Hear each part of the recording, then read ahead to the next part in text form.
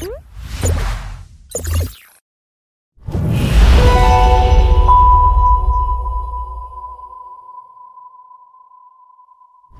everyone, welcome to the Tech Podcast series. This is Lakshit Pant from Azure Developer Community, and we have started the Tech Podcast series where we are trying to learn from the experiences of multiple industry leaders, engineering managers, and all the CEOs, CTOs. So grasp and learn from their experiences and explore how they are building their ideas, how they are transforming their ideas into the project and the products, and how they are scaling up their products. For the same, today we have Zaiba here. So, Zaiba, could you introduce yourself first? Hello everyone, this is Zaiba Sarang. I'm co-founder of iThink Logistics, and we are an AI-based multi-carrier shipping platform. So it's like a single and simple tool to manage and automate e-commerce seller shipping needs. To make it very simple for you, it's an aggregator model. So one side we have different e-commerce logistics companies like Delivery, Blue Dart, Ecom Express, Expressbees, etc. And on the other side we have different independent e-commerce sellers and D2C brands. Through our technology and platform, we help them to choose a right logistic partner and get their shipments delivered to end consumers. So it's more a tech product where we are associated with different brands, D2C brands. Yeah. So, Zaiba, if you could, so this has been a very predominant industry. If you will think from a different perspective, this has been a male-dominant industry where you have to take care of a lot about operational costs. There are more of a logistic challenges, operational challenges that one has to take care of. That time there is no time. Like you have to go 9 to 5 and you have to work upon your ideas. You can work from anywhere. It's not like this. You have to work in office. There are multiple barriers in this startup. So how has this idea came up in your mind to start a new venture in maybe something like a logistics or maybe in the delivery sector? Okay, perfect. So, Lakshit, we have founded this company in 2017 with five friends and five co-founders. Now we became five co-founders, and now we are a team of 200 plus members and growing. So prior to starting iThink Logistics, me and my other two co-founders, Vipul and Bharat, we had started our first tech company by the name of Depazer Infotech. So in that tech company, we were developing or we were working for a brand to give them a technological solution, bespoke solutions for them. So we work different companies like Blue Dart, DHL, Adidas, etc., and help them into their technology piece to get solved or resolved from our side. And meanwhile, like three of us from a tech background, and meanwhile in 2015-16, I believe e-commerce industry were growing. So there was a huge demand of e-commerce business at that time. So we thought to venture ourselves into an e-commerce company, and where we thought it's a very easy business where we can just list different products and get it shipped to end consumer, and we can make good money out of it. But unfortunately, we failed in that venture very miserably because of the logistic challenges which we face as a brand. And then when we discussed this issue internally with our peers, we identified many of the customers, like 4 out of 5 customers for e-commerce brands, are facing the same challenges, which is higher returns. A brand who has just started their e-commerce journey, they were not able to get a proper defined solutions or SLA from a larger e-commerce logistics companies like Blue Dart, Delivery, etc. because they were not entertaining a small player. And plus there has or the brand has to use multiple logistic platform. They have to integrate with different partners altogether. They have to do a different communication. And the major challenges which a brand faced was higher return because we all know, Lakshit, India is a cash-rich country. Though the scenario has been changed post-COVID, then too people were preferring cash on delivery as a preferred mode of payment to get a product order. And because it was a cash on delivery order, it was having a higher returns or its delivery was not happening as the seller's expectation. And we found this major challenge which is faced by all of the brands at that time. Then my other two co-founders, Paresh and Nikul, Paresh and Vipul they are school friends. So we thought Paresh was ex Amazon, so he was working. He knows how the entire operation works. And Nikul came from a finance background. He before joining iThink Logistics, he worked with two startups for giving them a revenue from 0 to 20 CR. So he knows how the number works. And three of us from technology background, two of them from a logistic background. Then we decided, five of us, to get married and start iThink Logistics in 2017 to solve the problem at larger extent. So So my follow-up question would be, if if we will talk from a 30 feet level, ground level, or maybe from a sea level perspective, at certain point of time, what we find in the logistics sector, especially in this sector that you guys are working on, you can drive, you can reduce the cost to a certain level, but there is a fixed cost that will be always there, like maybe surcharge or maybe fuel charge, that needs to be there at any cost, right? That is where you can't compromise on that cost. So what innovative solutions that are you guys are providing that other aggregators, like maybe let's suppose Blue Dart, or maybe one of the that other, like all the other ventures who are working on this sector, are not providing? So very valid question, Lakshit. So here, definitely for a e-commerce brand, the cost matters. But what we do as an aggregator or as a iThink logistics, other than just focusing on giving them a discounted commercial, we focus on giving them a value-added services, which is our first USP or our first value proposition to them is reducing the return. So what we have understood or what we have identified, if we are giving them a platform or a technology and plus giving them some operational understanding or analytics, we can able to reduce the return, or we can help Okay. them to have a better customer experience. That is definitely directly or indirectly helping them to have a cost optimization altogether. So Okay. it's not just about shipping a product from one place to another. It's also giving them certain value added services. So for example, our tool, we have along with the aggregation, we have some different products in our bucket, in our product portfolio, which is like Connect Plus. The name of the product is Connect Plus. So we help a seller to understand before dispatching the order itself how how much percentage of delivery the order can happen, which is like we just confirm the order with from the customer and from buyer end. We do an address verification from a customer perspective, and we make sure the first attempt delivery conversion FAD, which we call, should be higher. So if the first attempt delivery conversion is higher, that is the chances the shipments that they will be having a more delivery performance altogether in their entire shipment journey. Okay. So now Hope, for all, Lakshit, yeah, okay. I was able to add well answer to your question. Yeah, exactly. So now maybe I'll just try. I just want this podcast to drive in different way. Maybe from a sales perspective, I just wanted to explore. So in sales, when you talk about when you are starting new ventures, or maybe any startup, that any idea that you want to build as a product, there is this challenge of getting the first client, the hassle of getting the first client. If you could shed some light on the hassle of getting the first client. Great. So Lakshit, we after when we have built a product or when we are building product, we are very much sure our product will get sell very easily. We will be able to make this much of Exactly. sell by this month. And but when we go into market, the scenario is completely opposite, or it gets changed. So, Exactly. but in our case, we were very lucky enough, honestly, because we had decided or we have done our study before getting into market. So we Okay. know this kind of problem is existing in this set of customers. And what we did, we have identified a nearer geographical presence of ours. So like we are based out of Mumbai. So we believe another one city which is closer to us and where we have maximum e-commerce sellers was Surat. Okay. So I personally went to Surat market. I visited different customer one-on-one basis. I introduced themselves about our products, and it was like doing a complete field sales and getting n number of rejections before onboarding few customers.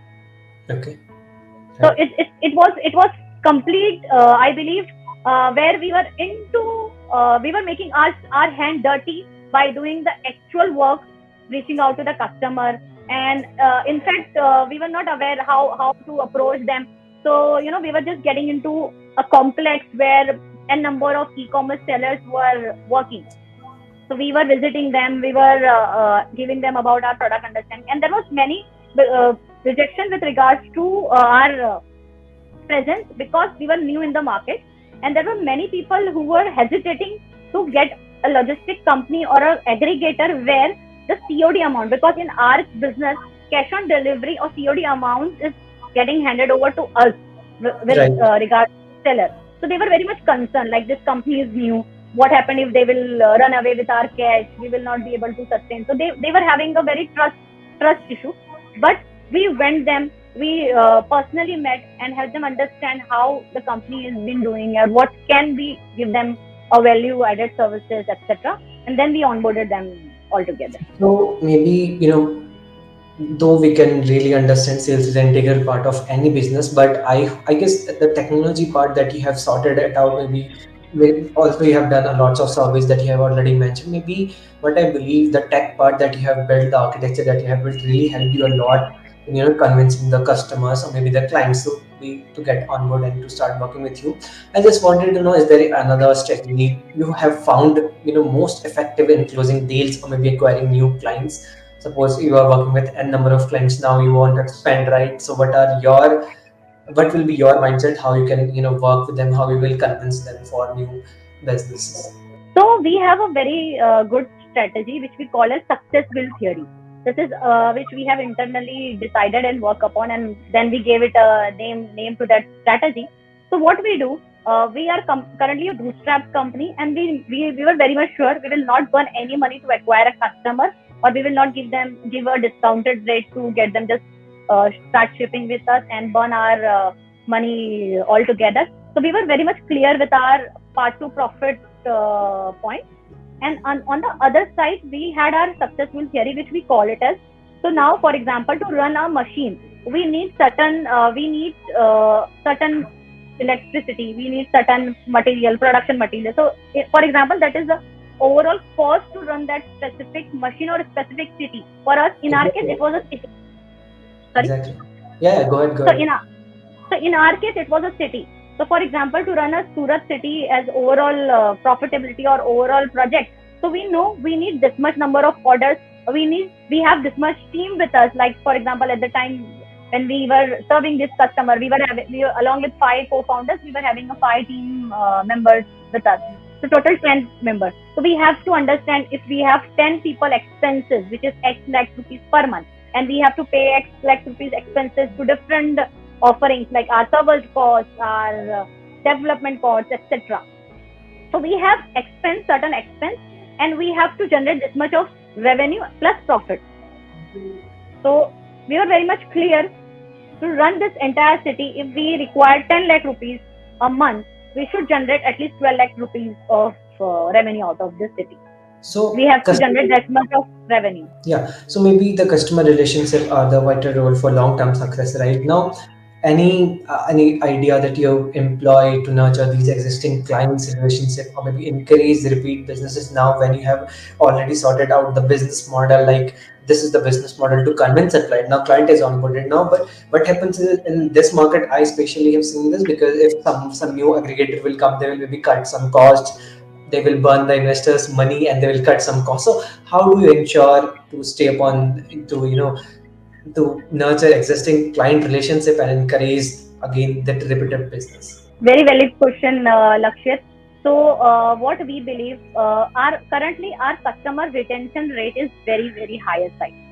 So we are not just acquiring customer the way other brands or the other industry people are doing to acquire a customer. They are burning the money or they are just spending too much to acquire. We are very much sure if we have thousands of customer with us, we require this much team with us to manage them. So I think logistics currently we are a very much customer centric team. So here we make sure our customer or brand should have a growth strategy with us. So we understood, though it's a e-commerce industry where it's just buying and selling online, but then too different e-commerce brands have different strategy altogether. So it's not like one shoe fits for all. So what we do, we have, if we talk about our current team strength, so majority of our team strength is in tech part, and another important part of our team aspect is customer service. So we have dedicated team of people who manage the customers on day-to-day basis and make sure their queries and their resolution should happen. And we tell this thing very upfrontly to our customers. This is a logistic industry. Definitely there will be certain challenges, operation challenges will happen because it's not like a system or software where we have just entered a data and we are getting an output. It's like we have to deliver one parcel or one product from one location to 1,000 miles. right? So there will be definitely operational challenges and glitches. The one thing which we give them an assurance, you will have someone to whom you can reach out, or the team who can dare to resolve your query on immediate basis or give you a resolution out of it. I just had a follow-up question. I'm sorry to cut you in between. So maintaining a No. strong team, maybe strong sales team, because you typically belongs from a sales team, is a very or a critical, is very consistent growth, right? Like what attributes do you look while hiring, professionals or maybe your team? How do you keep them motivated? So currently in our organization, as a co-founder, I take care sales. So what I believe, whenever we are having our team hiring which is related to sales, so I tell them very upfrontly, there are 2 points, and not related to sales, but any field or any person which we hire. I tell them there are two aspects, and initially we were very much focused on this core values which I will be explaining you. So I believe there are two important points. One is your skill and one is your will. So maybe you can develop your skill within years or day-to-day basis by sharpening or working on your skill. But if you have will to do that, you will do it irrespective of anything. You can develop your skill related to that, but you should have will to work upon the things which is there on your table. So we hire on with regards to the person have a will to work on the task which we will be giving or not. And another important point which I believe is, I tell them very upfrontly, which is like there are two important words, which is pressure and passion. Passion and pressure.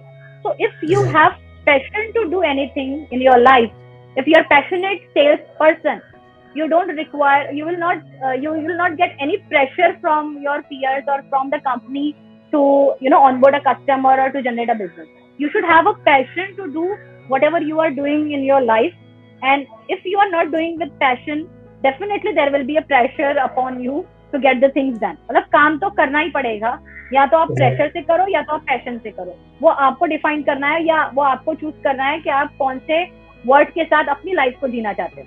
अगर passionate है तो any challenges will, whatever challenges are coming in your life, you will be able to overcome. और अगर नहीं है तो फिर आपको कुछ भी छोटा सा टास्क भी प्रेशर ही लगेगा. So that's very nice, line that you have, or maybe quote that you have mentioned now. As an entrepreneur, any advice, because we are almost reaching to the end of this podcast, as a closing remark, any advice you would like to give to new business owners or entrepreneurs who are looking forward to scaling their operations? Maybe if you could give any advice. Sure. So there are many advice, not advice, but remark or suggestion I believe I can give to entrepreneurs, because Lakshit, whatever business which we have built, like we started with zero, now we are 100 CR ARR. So whatever business we have generated is through our own effort, through our own market understanding, through own commitment to the customer journey or customer growth. So I believe if any entrepreneur who is passionate about solving a problem can get anything out of it. So it's like it's a very big opportunity in the market. Whatever task or whatever business you love to do, you will do it. You will succeed it if you have certain set parameter or certain skill, not skills, but certain uh, qualities in you, which I believe if you have a hard working capability, if you have a dedication in it, if you have a commitment, if you have perseverance, maybe you will fall 10 times. We have fallen a number of times, but you have to get up. You have to get up every day. You have to work on your dreams, and you can get these things done for sure. There is no limit. If you have some purpose in your life to achieve, you can do it anything.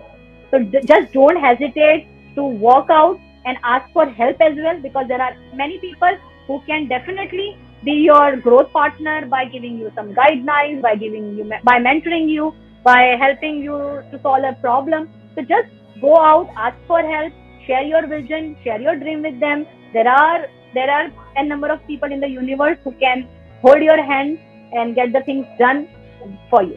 Exactly. It means I totally agree, 100% agree, maybe 200% agree with everything that you mentioned. Network is the net worth, and definitely one should seek help from others, because every time we start, there is a solution for that. We just need to explore more and more. So, thank you, Zaiba, for coming for this podcast and recording answering our questions. It was really nice talking to you. And I'm really sorry for the technical glitches that happened. So thanks for joining for this podcast. No. Hmm. Looking Thank you, forward. Lakshmi. Thank you for having me here. I hope I was able to add value to your audience, and it will be uh, beneficial for them as well. Yeah, yeah, sure. Thank you. Likewise. Thank you. Have a nice day. Thank you.